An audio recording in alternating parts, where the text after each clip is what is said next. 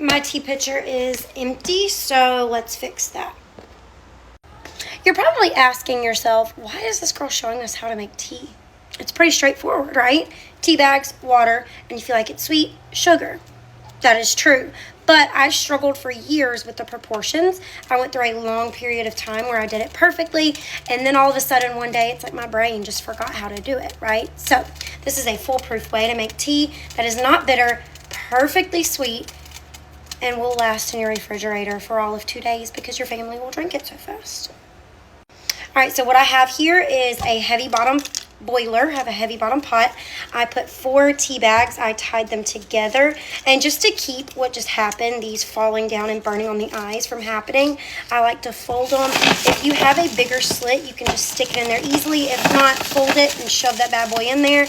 I have a quart of water going. It really doesn't matter how much water you have boiling because either way, you're going to dilute it later. I do a quart because it's easier for me to work with, I guess, and it's enough to melt the sugar. But I'm going to get this up to a boil and then we'll go from there. Now, while that's coming to a boil, I'm going to go ahead and get my sugar ready. I'm going to use, for an entire gallon of tea, I don't want it too terribly sweet, so I'm going to do 1 2/3 cup of sugar. That is honestly where the biggest debate comes from, is how much sugar to use. Like I said, I'm sweet enough, so I don't need my tea to be syrupy, but you do you, boo. As for me and my family, 1 2/3 cup of sugar is perfect. But, you know, if you want syrup, I'm not judging you there, okay?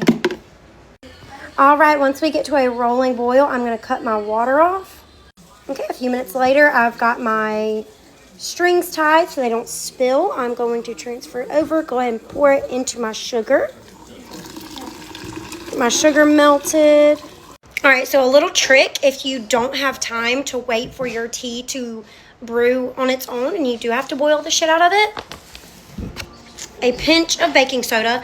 This is going to neutralize any bitterness that overheating your tea can produce. What ends up happening is whenever you overboil your tea or your coffee, anything like that, the tannins in it actually get over matured or whatever, and then you get a bitter tasting tea. So if you take just a pinch, and I mean just a pinch, do not overdo the baking soda, it neutralizes that bitterness and you get a much cleaner taste, right? A better sweet tea taste.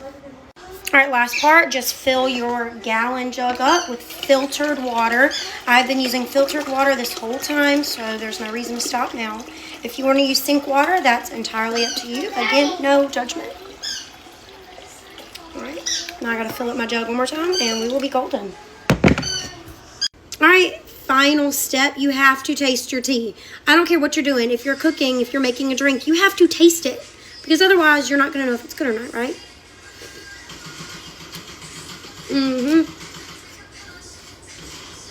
Okay, bye.